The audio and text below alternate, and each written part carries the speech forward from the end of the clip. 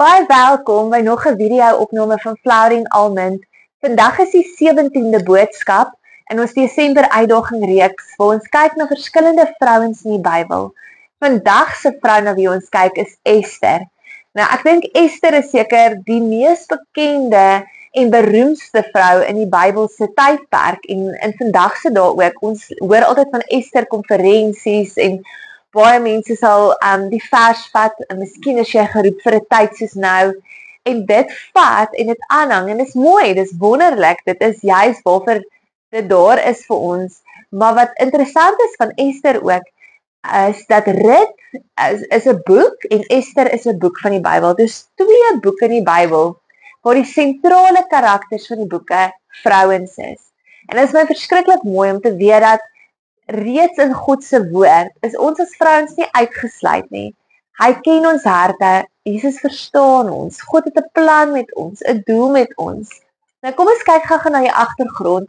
Ek glo en ek vertrou dat jy reeds nou die boek van Ester al gevat het en deur hom gelees het. En as jy nog nie het nie, wil ek jou regtig aanmoedig om na hierdie video tyd op sy te sit en Ester te lees. Ester is een van die boeke wat maklik lees. Hy lees vinnig, omdat dit in 'n storie en 'n verhalende manier geskryf is, daar selfs bietjie humor ingewerk.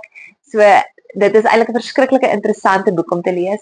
Nou in Ester se tyd was die Persiese ryk gewees. En dit was 'n bietjie onder 500 jaar voor Christus, hier by 460 jaar voor Christus. Was dit in daardie tydperk. Nou die Israeliete was almal in ballingskap vroeër weggevoer. Ons weet soos in Daniël se tydperk. En intussen het die Israeliete die hele tyd geskarrel om terug te kom in Jerusalem, die stad te herbou. Dis ook in hierdie tydperk ongeveer wat Nehemia geleef het en 'n klomp bekende profete waar die stad se mure herbou was. So daar was 'n tydperk van herbouing, maar dan was daar Israeliete wat oralste en ons kan dit sê as Jode wat oral verspreid was tussen die ander nasies wat deur die ballingskap verspreid geraak het. En onder andere was Ester een van hulle gewees. En sy was 'n weesdogter gewees en sy het by haar oom Mordegai groot geword. En haar naam, haar Hebreëse naam was Hadassa gewees. So Ester het saam met haar pa gewoon, haar oom gewoon, en baie van die Joodse seuns in daardie tyd, en dit was nie net die Joodse seuns nie, daar was seuns van ander nasies ook, was in daardie tydperk, was hulle dan nou in diens geneem as eenhogte in die paleis. So hulle moes dan in die dameskwartiere werk. So daardie seuns was ontman gewees. En dan moes hulle daar dien. So dit was nog steeds, al klink dit altyd soos 'n sprokiesverhaal, as mens na Ester luister, was 'n donker tye gewees. Dit was 'n tyd waar die mense, die Jode weer mekaar moes kom, daar's soveel beloftes, hulle is deur die ballingskap, maar nou moet daar herstel kom en nou moet vernuwing kom, en die haat teen hulle staan sterk. Onthou, dit is 'n paar jaar, is 500 jaar voor Jesus Christus sal kom. Die duiwel het al die jare, het hy geboeker en gewerk om te keer dat die bloedlyn van Jesus Christus sal voortbestaan. Hy het alles probeer in die nasies met opstande om die bloedlyn van Jesus Christus uit te wis. Maar God is groter. So dit is altyd wonderlik om te kan sê, maar God. Hy's groter, hy's die een wat oorwin het, en hy's die een wat alles in mekaar gesit het, wat alles geskaap het. So in daardie tydperk het die mense maar geleef, en hulle was dalk vasgevang in omstandighede, maar die jaar is koning Ahasveros aan bewind in Persië. En hy was 'n baie ryk koning, baie welgesiend, en klomp van sy manne is toe nou saam met hom, en hulle sal maar so feesvieringe gehad het, waar hulle nou eet. Mens sien dit baie keer in die flieks wat in daardie tyd afspeel. Ek glo baie van julle het al One Night of the King gekyk. Dink is ook 'n baie 'n lekker fliek om te kan kyk, om net 'n idee of 'n prentjie te kry hoe dit moes lyk en hoe dit moes werk. Nou koningin Vashti was koning Ahasveros se vrou gewees. En hy het, nadat hulle nou 'n vreeslike partytjie het, wil hy nou net spog en spog en spog. En hy verwag dit tussen al daai dronk manne, en kan julle dink, 'n hele saal vol manne wat walglik optree, wat heel waarskynlik gedrink was, Onthou, dit is goddelose manne. En koning Vashti word beveel dat sy moet nou kom, en sy moet nou 'n kommodeparade loop tussen al die mans. En sy moet die kroon opsit, sodat die koning nou kan spog tussen al die manne met sy vrou. Dis 'n prys, en sy het baie karakter gestaan, en dit kan ons regtig uit Vashti se lewe sien. En sy het gesê, nee, sy gaan nie. En dit het 'n duur prys vir haar gekos. Sy is toe nou van die troon afgeskop, en sy is nie meer die koningin nie. En so is al hierdie manne nou, wat moet raadgewers wees vir die koning, moet nou vir hom raad gee, hoe gaan hy nou 'n nuwe koningin kry? En hulle het toe nou 'n vreeslike plan, dat die mooiste meisies reg oor die Persiese ryk moet nader getrek word, en hulle moet deur 'n jaar van skoonheidsbehandelings gaan, om dan nou die koningin te word. En so is hulle van huis tot huis, klop aan, jy kan dit net dink, hulle kom klop aan jou deur, en onthou in daai tydperk, was 'n meisie, jy praat nie van 'n vrou van 21, 22, en jy word gesien dan is al oud. Jy praat omtrent van 'n meisie van 14, 15, 16 jaar oud, waarna hulle kyk vir hierdie koning. En hulle klop oral aan die deure, en hulle kyk, waar is die mooiste meisies, en so kom dit dan ook. En baie van die meisies was opgewonde. Hulle wil gekies word, hulle het die geleentheid om die volgende koningin te wees. Ek dink dit was die begeerte in Ester se hart. En Ester se hart is hy veilig, saam met haar oom Mordegai, saam met haar mense, saam met haar vriendinne, met haar dag tot dag take. En hulle klop aan, hulle sien vir Ester, en hulle beveel dat Ester moet kom. En jy kan nie nee sê vir die koning nie. Sy met haar oom verlaat, sy is reeds 'n weeskind. Wat bekend is met sy los. En haar oom los haar nie. Hy kort daar by die paleis, het hy kom sit in die voorportale en kom kyk, of is sy alright. Maar so gaan Ester deur 'n jaar van skoonheidsbehandelinge, oliebehandelinge, en daar's baie simboliek wat daarin gelees kan word, en wat baie in konferensies en vroueoggende dan nou bespreek word. Maar dis nie waar ek wil stil staan nie. Na 'n hele jaar, wat nie gemaklik moes gewees het nie. Ek dink dit was eensaam, dit was alleen. Ester moes bly by wat sy glo, en die God in wie sy glo.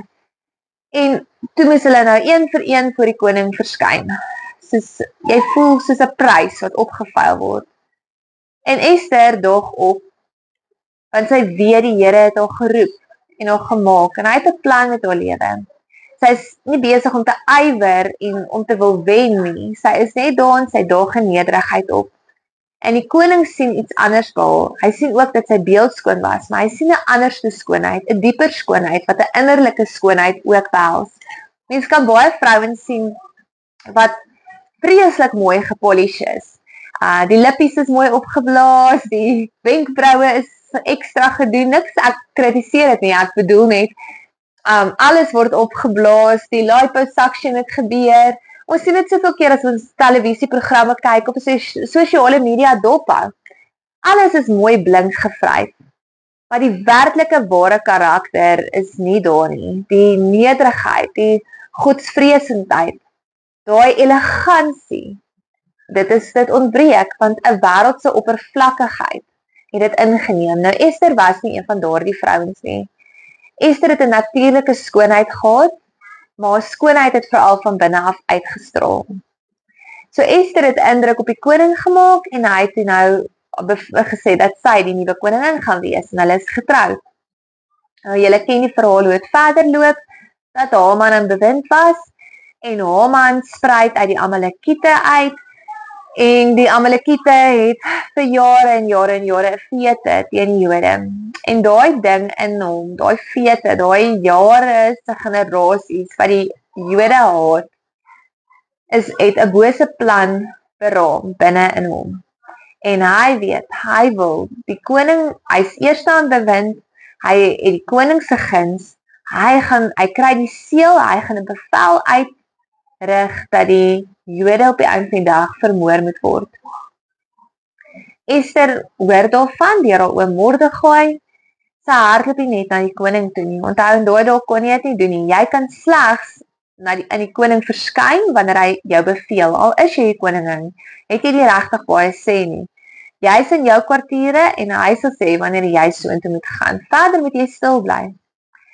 Maar Ester sê vir haar oom Mordegai dat hulle vir 3 dae lank moet vas en moet bid. dat die Here 'n geleentheid moet gee. En so vat sy al haar moed na daai 3 dae bymekaar. Sy waag dit om na die koning toe te gaan. En as hy nie sy scepter uitsteek nie, dan word sy vermoor. En hy steek sy scepter uit en sy nader hom en sy reël 'n ete, die eerste eter verloop. Sy nooi vir Haman ook. En vir 'n tweede keer gaan sy weer en hy steek weer sy scepter uit. En tydens hierdie aand het sy die waarheid aan die koning vertel dat Haman haar mense almal wil vernietig. En omdat die bevel reeds uitgevoer is, was daar bevel vas, maar God. So die Here bewerkstellig sodat Ahasveros 'n slim plan kan maak. En hy sê toe wel, dalk die Israeliete mag weet van hierdie aanval wat kom en hulle mag gewapen wees. En in daai tydperk het die Israeliete almal die mense wat hulle aangeval het van die Persiese ryk het hulle oorwin. Die Jode het oorwin, die Here het hulle beskerm, hulle krag gegee. Mordegai sou opgehang geword het, want Mordegai was 'n seer oog vir Haman, die Jood wat die hele tyd daar voor die tempel of voor die paleis is, en hy wil hom laat hang. Maar God beskerm vir Mordegai, en Haman word op dieselfde galg wat hy eintlik gebou het vir Mordegai word hy gehang. So dis ook in kort my weergawe en opsomming. Ek glo jy het al die verhaal gehoor. Maar wat leer ons hier by Ester? Wat kan ons vat uit dit? Ek is seker daar's 'n klomp dinge wat vir jou in jou hart opgespring het, wat die Heilige Gees vir jou gewys het. Maar vir my is dit die tydperk waarin hulle geleef het. In die Persiese ryk, in die omstandighede om geveg te word van jou familie af. Ek kan nie dink wat so hopeloosheid daar tog moes wees. Maar Ester het aan die Here vasgehou en die Here kon vir Ester gebruik. Hy het 'n plan in dit alles gehad. Hy het 'n plan gehad dat hulle haar moes raak sien, dat hulle haar skoonheid moes sien. Hy het 'n plan gehad hoekom Ahasveros haar moes kies, want hy het geweet wat kom. En hy weet dat die vyand woeker om te keer dat Jesus Christus kan kom, want daar's 'n nageslag wat moes kom. So in dit alles is dit vir my net duidelik dat ek en jy ongeag in die tydperk waarin ons leef, wat ons sien hoe intelligensie AI begin oorneem en ons kan sien wat die bose planne vorentoe rondom dit is en ons sien wat in die wêreld aan gebeur is en hoe vinnig dinge beweeg en hoe vinnig dinge draai, kan mens maklik in wanhoop en in moedeloosheid verval. Veral as mens kinders ook het en jy dink maar hulle moet nog groot word. Wat gaan van hulle word? Wat gaan van ons word? Hoe donker word die wêreld? Ek dink baie keer as mens dalk nuusopskrifte sien of mens sien net die samelewing om 'n mens en hoe afvallig almal word en hoe mense wat dinge doen en dit net as normaal beskou, waar toe ons kinders was dit nie normaal nie. Dit was duidelik geken as sonde en waar dit nou net grys areas is.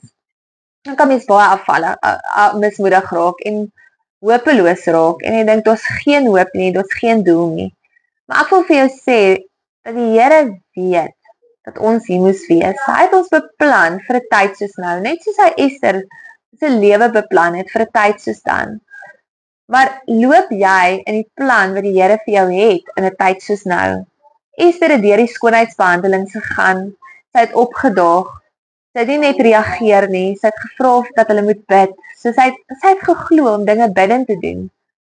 Tree ek en jy net op uit ons eie vlees en ons eie emosies uit? Of is ons bidend en vra ons die Here, wat moet ek doen? Wat is die volgende stap? Hoe moet ek reageer? Hoe moet ek hierdie moeilike situasie benader? Here, ons Christene, ons volk gaan ten gronde. Ek sien dit. En as jy dit sien en beleef in jou hart, om dan weg te kruip en bang te wees, of staan jy op en verkondig jy die evangelie soos nog nooit van tevore nie? Want ek wil vir jou sê, Ester se tyd was moeilik, maar Ester was geroep vir 'n groter prentjie. Ek en jy is geroep vir vandag, vir ons tydperk waarin ons leef. Wat doen ons om onsself sterk te maak, om staande te kan bly? Spandeer ons tyd in die gebed. Was ons onsself met die woord? Gaan ons deur daai skoonheidsbehandelinge, daai middebad, Is ons besig om van die ou self ontslae te raak, ons sondes te bely, sondes neer te lê, weg te draai daarvan af? Is ons besig om die Here se hart te soek? Is ons besig om 'n aangename geur te wees, om daai parfuum aan te spuit van die Here se teenwoordigheid, van sy woord en sy teenwoordigheid? Is ons woorde besprinkel met sout? Dink ons voor ons sê, dink ons voor ons praat? Skyn ons lig of steek ons dit weg onder 'n maatemmer omdat ons bang is vir mense se opinies? Is ons bang om in ons huisgesinne dalk ferm te wees en sekere reëls neer te lê vir ons kinders, en ons is bang hulle voel dalk uit tussen maatjies, en dan tree ons uit daai vrees uit? Of is ons besig om godsvreesende kinders groot te maak, wat die waarheid ken, wat die woord ken, wat gevul is met die Heilige Gees, sodat hulle ook kan bly, soos 'n tyd soos hierdie, soos wat Ester en Mordegai staande kon bly? Kom ons raak nie wanhoopig en mismoedig nie. Kom ons herbou ook die stad se mure. Kom ons wees soos Ester en ons gaan deur daai skoonheidsbehandelings wat 'n geestelike betekenisse inhou. Ons gaan in 'n nuwe jaar in. Hoekom vat ons nie hierdie jaar 2026 en ons sê, Here, vat my deur 'n Ester jaar waar ek gesuiwer word, waar ek gereinig word, sodat ek 'n rein bruid vir U kan wees. Julle Jesus kom terug en vinniger as ooit van tevore. Dit is 'n werklikheid, dis nie 'n onwerklikheid nie, dis nie net 'n storie nie. As ons die woord van God lees, dan het hy oralste vir ons clues weggesteek. Ons kan dit raak lees. Maar gaan ons kies om bang te raak en vreesagtig te raak? Of gaan ons kies om ons te was met die woord van God, om in sy teenwoordigheid te kom, of om afgesonderd vir hom te lewe? Ek het vir baie jare in vrees geleef, vrees vir wat moet kom. Maar die Here het my kom vrymaak en kom wys en kom leer dat dit belangriker is om myself, my geesmens, sterk te kry, seker te maak my oliekan is vol, seker te maak my kinders ken die Here en hulle leef vir hom, as wat dit vir my is om in vrees te wees. Net soos wat Ester ook in gebed tyd spandeer het, in vasting gebed en tyd spandeer het. Kom ons maak weer tyd vir vasting en gebed. Kom ons sit tyd op sy. En ons vat die Here werklik ernstig op vir 'n tyd soos nou. Vir 'n tyd soos nou wat kom ook, 2026. Ons weet nie wat die jaar vir elkeen van ons nog persoonlik ook inhou nie. Ons weet nie waar ons dalk uit in 'n moeilike situasie soos Ester gaan beland nie. En waar die Here ons wil gebruik, ons koninkryk te vestig nie. En dit is nie altyd maklik nie. Dit kom nie altyd op 'n maklike manier nie. Daar kan baie struikelblokke voor lê, daar kan baie seëninge voor lê. Maar kom ons gaan deur daai voorbereiding. Kom ons stel onsself oop daarvoor. Kom ons stry nie daarteen nie. En ons kyk wat die Here deur ons doen vir 'n tyd soos hierdie.